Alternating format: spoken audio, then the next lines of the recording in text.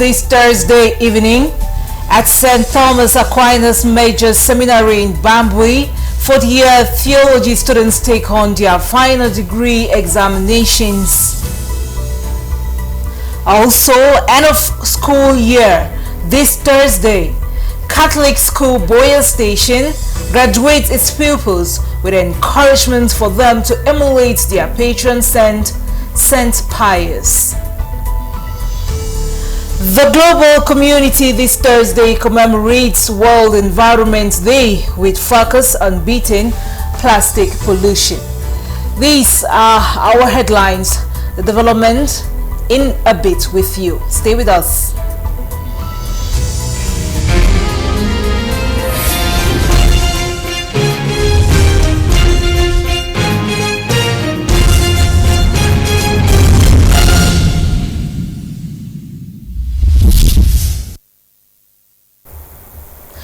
June 5, 2025. Huge thanks for joining us this day for Divine Mercy Prime. I am Samailin for presentation.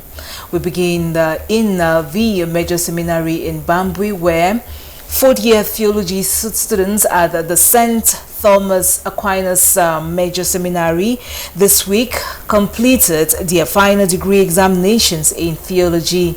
The degree examinations, which comprises a 5-hour written session, orals exams, and defense of theology thesis, ensures the candidates both formal degree in theology and attested understanding of theology principles. Franklin Fumukong has the details.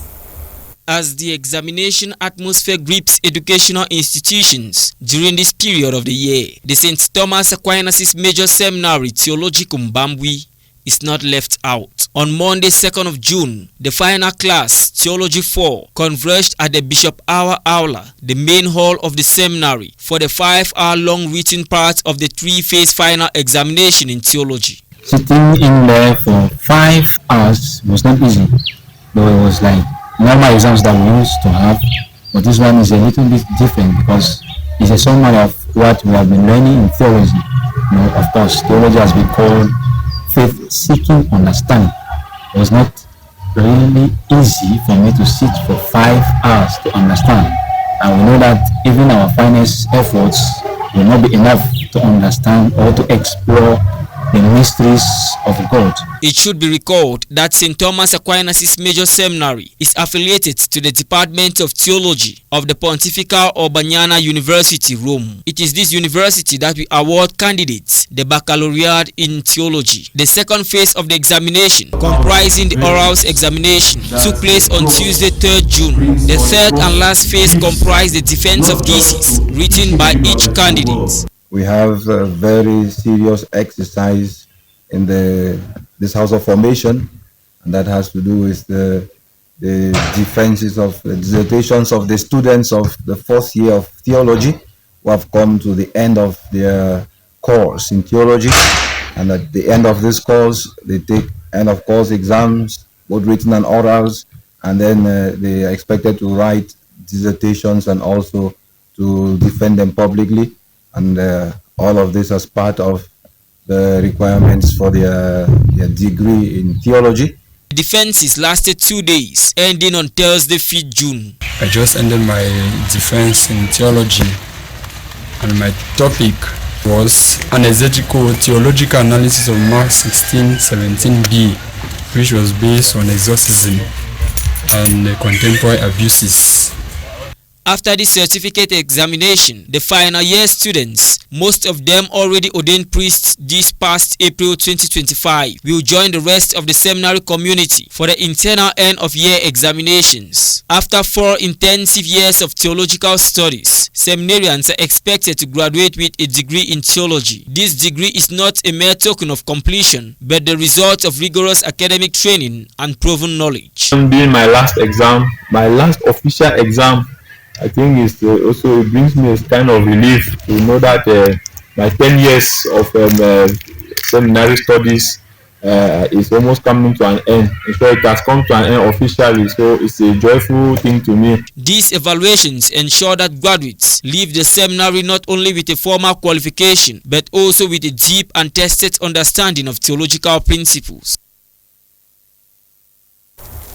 We leave Bambui and come back to Diocese of Oboya and talk about project updates. Some modifications have been made on Regina Pache's microfinance Repafin PLC main building, which is under construction in Moliko.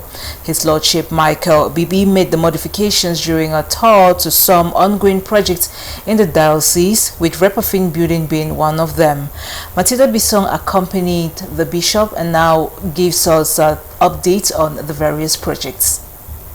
Making yet another stop this June 3rd, 2025 at the Regina Pache's Microfinance Repafin PLC head office, which is under construction in Moliko, the local ordinary of the diocese, His Lordship Michael Bibi, supervises the progress of work done so far since his last visit when the structure was at the foundation level. Impressed with the decking of the ground floor and the current raising of walls, the bishop saw the need for some adjustments to be made to make the structure accommodate more offices and look beautiful. Father Pascal Siben, Assistant Project Director of the Diocese, explains the modifications made. The first is the soils for the tellers. We started putting blocks. So the Bishop said that modern day banks, you don't need those blocks, that we should remove those blocks and put these glasses. So that's the first adjustment we're going to make. Then the second adjustment is at the first floor. We look at the offices. The first was the position of the manager's office. It was backing the road, so we said no, it's good that the manager faced the road. Then also the size of the offices was too small because the corridor per the plan was too big. So we said, why should we allow a very big corridor, then the offices are so small? So we decided that we'll make the offices bigger, then we don't need a small corridor for passage. On for the past 1 month, yet more work is envisaged in the months ahead to get the structure to about 90% of work done. Last month we decked the ground floor, and currently we are raising the pillars to continue the first floor. Hopefully in 2 weeks' time we are going to deck the first floor. Other projects also evaluated by the bishop include the fence of the Divine Mercy Co-Cathedral, the presbytery at the Co-Cathedral Parish, and the upper building of the National Episcopal Conference Hall structure at the Pastoral Center. Pierre Ernest Chinda brings us to speed on state of work on these projects. Presently, we are continuing the construction of the fence on the excavation in such a way that we have reached the level of the CMA for the excavation, and very soon we are going to start building the foundation there. Concerning the presbytery at the Co-Cathedral, you could have noticed that we have done the second decking already, and we are erecting the columns for the third floor. So that's the work that is going on at the level of the Co-Cathedral. And here at the Bishop Awa Memorial Pastoral Center, specifically the NEC Conference Hall, we are done with the superstructure, because you could have noticed that we have roof already, and we are doing the plastering inside. That's the work that is going on here, and you could have also seen at the level of the third building, the block C, for the accommodation, where inside already we are done with the superstructure, and we are putting the door frames, and we are doing the plastering of the overhead.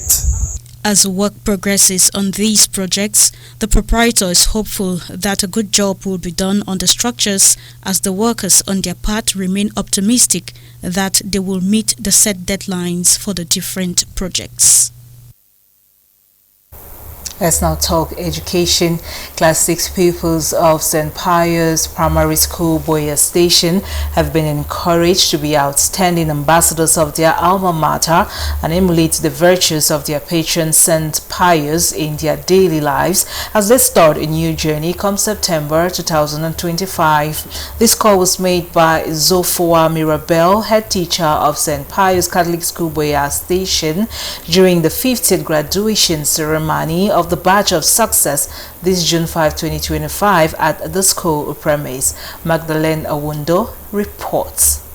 After 6 years of primary education, these pupils are being sent out to start a new journey of their academic career. In the graduating class of 2024-2025, the Badge of Success of St. Pius Primary School, Boya Station, promise on our honor to continue to be honest and obedient to our parents and teachers.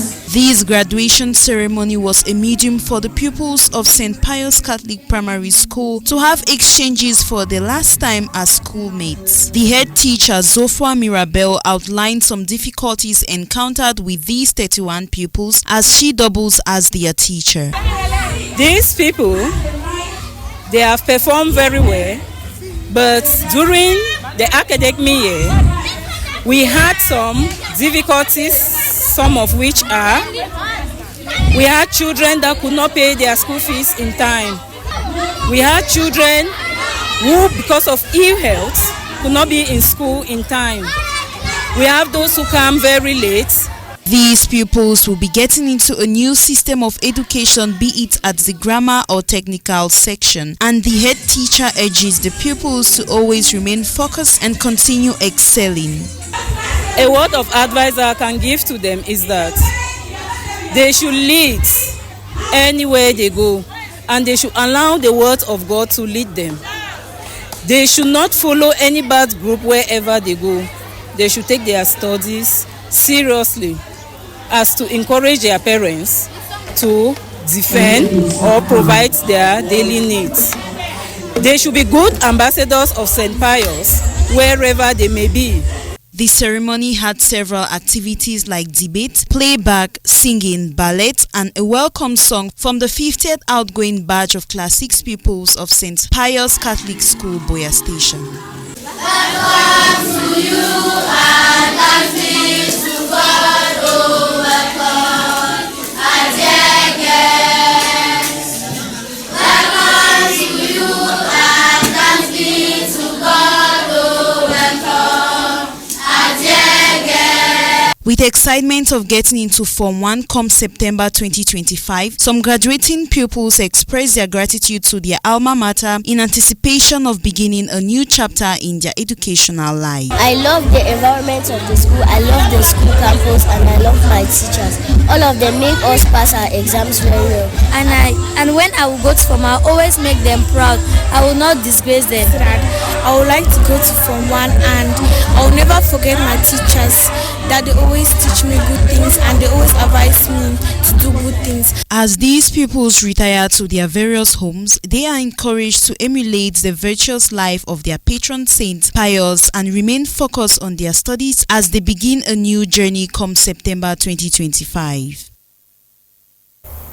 You're welcome back. Now, more than 400 million tons of plastic is produced every year worldwide, or plastic pollution, half of which is designed to be used only once, with just 10% being recycled. As the world observes International Environment Day this June 5 on the theme End Plastic Pollution, the United Nations Environment Programme reminds stakeholders that without action, exposure to air pollution beyond safe guidelines will increase by 50% within a decade, and plastic waste flowing into aquatic ecosystems will triple by 2040. Details in the following. Led by the United Nations Environment Programme UNEP and held annually on June 5 since 1973, World Environment Day is the largest global platform for environmental public outreach and is celebrated by millions of persons across the globe. The theme for this year's edition is End Plastic Pollution, and the event comes exactly 2 months before countries meet again to continue negotiating a global treaty to end plastic pollution. Plastic pollution permeates every corner of the planet, even in our bodies, in the form of microplastics. By drawing inspiration from nature and showcasing real-world solutions, the campaign encourages individuals, organizations, industries and governments to adopt sustainable practices that drive systemic change. Plastic production has risen exponentially in the last decades and now amounts to some 400 million tons per year, a figure set to double by 2040. Out of the 400 million, an estimated 11 million tons end up in lakes, rivers and seas annually. However, what is most dangerous about plastic pollution is the fact that microplastics find their way into food, water and air. It is estimated that each person on the planet consumes more than 50,000 plastic particles per year and many more if inhalation is considered. United Nations Chief Antonio Guterres sheds light in his World Environment Day message. This World Environment Day focuses on solutions to beat plastic pollution, and rightly so. Plastic pollution is choking our planet, harming ecosystems, well-being and the climate. Plastic waste clogs rivers, pollutes the ocean and endangers wildlife. And it breaks down into smaller and smaller parts. It infiltrates every corner of Earth, from the top of Mount Everest to the depths of the ocean, from human brains to human breast milk. Yet there is a movement for urgent change. We are seeing mounting public engagement, steps towards reusability and greater accountability, and policies to reduce single-use plastics and improve waste management. But we must go further, faster. In 2 months, countries will come together to hammer out a new global treaty to end plastic pollution. We need an ambitious, credible and just agreement this year, one that covers the life cycle of plastic through the perspective of circular economies, that responds to the needs of communities, that aligns with broader environmental goals, the Sustainable Development Goals and beyond, and that is implemented fast and in full. I urge negotiators to return to talks in August, determined to build a common path through their differences and deliver the treaty our world needs. Together, let's end the scourge of plastic pollution and build a better future for us all. Thank you. Nonetheless, discarded or burned, single-use plastic harms human health and biodiversity, which pollutes every ecosystem from mountain tops to ocean floor. With available science and solutions to tackle the problem, governments, companies and other stakeholders must scale up and speed actions to solve this crisis. Relatively prelude to this International Day for the Protection of the Environment, the Southwest Regional Delegation of Environment Protection of Nature and Sustainable Development with civil society actors carried out an eco-walk from checkpoint to Mile 17, a clean-up campaign at Mile 17 bus station and a tree planting exercise at the Government Teachers Training College Boya yesterday, plus a mass sensitization, all aimed at combating plastic pollution. Mayor Nadesh was part of the sensitization campaign and now tells us more. It is often said that the environment plays a vital role in our very existence, yet many still struggle to protect it, leading to serious harm to living organisms and ecosystems. As part of efforts to reverse this trend under the theme End Plastic Pollution, the regional delegates of Environment and Nature Protection, together with NGOs and civil society groups, took to the streets in an eco-walk sensitization campaign. The goal to raise awareness about environmental issues and encourage the population to take an active role in preserving their surroundings. About plastic pollution, we plastic are very important, but you have to manage it in a sustainable way.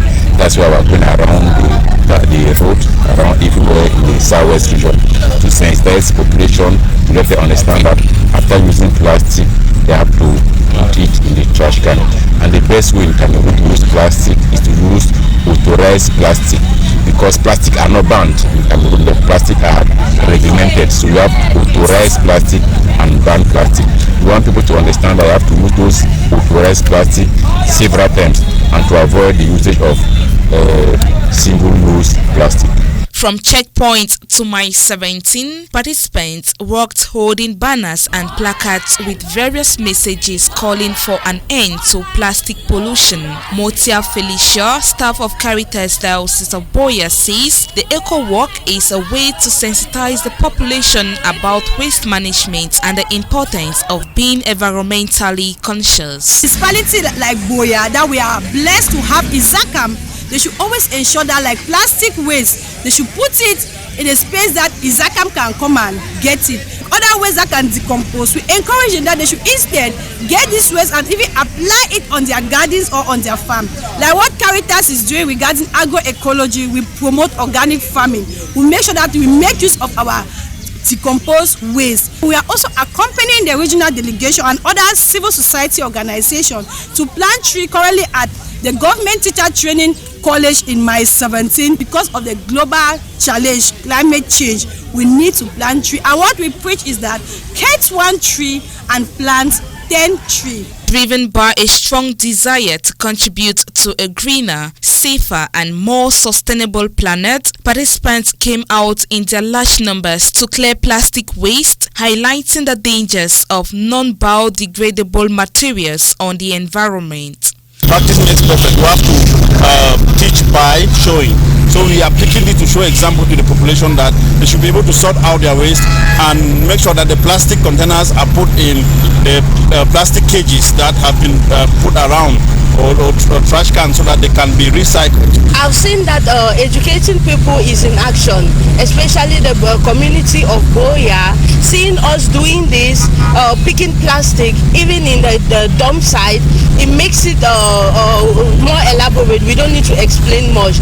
Practice makes perfect, and we know that we're making small endeavors. We wish to end plastic pollution. World Environment Day, celebrated every June 5, serves as a global call to action, reminding inhabitants on the urgent need to engage in environmental protection. Let's now talk local sports. The Indomitable Lions of Cameroon are in Morocco for the second edition of African Week Tournament. The Lions will take on Uganda tomorrow, Friday, June 6th, 2025, in their first game for this tournament. With full optimism coming from the Lions Den, sports journalists are also sure of a good outing for Mark Breeze and his boys. Sports journalist Hilarion Tukov compiled the next report.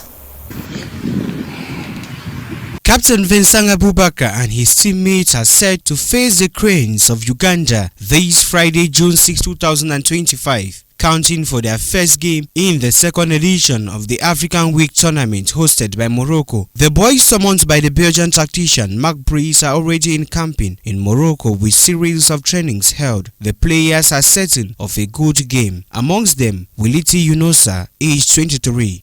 Bon, puisque moi après avoir fini et tout, je m'étais entraîné encore une semaine avec le club. Et même après cela, je continue un peu à travailler, bon, ça va quand même. Je vais dire, comme tu l'as dit tout à l'heure, ça fait depuis que je suis là, ça fait ma 3e sélection et j'attendais que ça. Je vais pouvoir donner le maximum de moi, pouvoir donner la confiance, en fait rendre la monnaie au coach qui m'a fait confiance, il m'a appelé et tout. Donc c'est ce que je fais. The 24-foot soldier called by Mark Breeze also featured 3 local players, all attackers, namely Serge Dura of Gazelle Football Academy of Gariwa, who is presently the top scorer in the MTN Elite 1, Florent Batum, a striker for Dynamo of Douala, and Boris of AS Fortuna. sports journalist Dure Batinga rates the team as well to go. He suggests a 4-2-3-1 formation for Mark Breeze. I don't think that they coach someone inexperienced players. I think the likes of Serge Dura, Florent Batum are youngsters from the MTN Elite One Championship, and they've proven to be prolific strikers with their respective clubs. Serge Dura, of course, tops the goal scoring charts in the MTN Elite One Championship this season. They are, of course, accompanied by some of the veterans in the team, like Captain Vincent Abubakar. It is true that we didn't see the summoning of regulars Andre Onana, Abraham and Bemo. We know, of course, why, because it is an international friendly. It's not a high-stake game, and the coach opted to rest these particular players. Looking at his formation, I think he might go with the 4-2-3-1. The last of which I think he used against Libya, 4-2-3-1 system. We might see that against Uganda on June 6. The African Week tournament, hosted by Morocco in its second edition, will see Cameroon knock horns against Uganda and Equatorial Guinea. The sports journalist has more insight about the tournament. The Morocco Series competition is an international friendly tournament that aims to promote unity, togetherness, cohesion among these nations. It consists of Morocco, Uganda, Equatorial Guinea, and Cameroon. This meant to prepare the respective nations for upcoming international competitions, equally to keep their players busy before they go ahead to join their respective clubs. The Indomitable Lions takes on Uganda on June 6, 2025 at Marrakech Stadium at 8 p.m. Cameroon time for their first game. Cameroonians are certain of a possible victory during this tournament to aid both the team ahead of their September FIFA qualifiers and AFCON 2025 in December.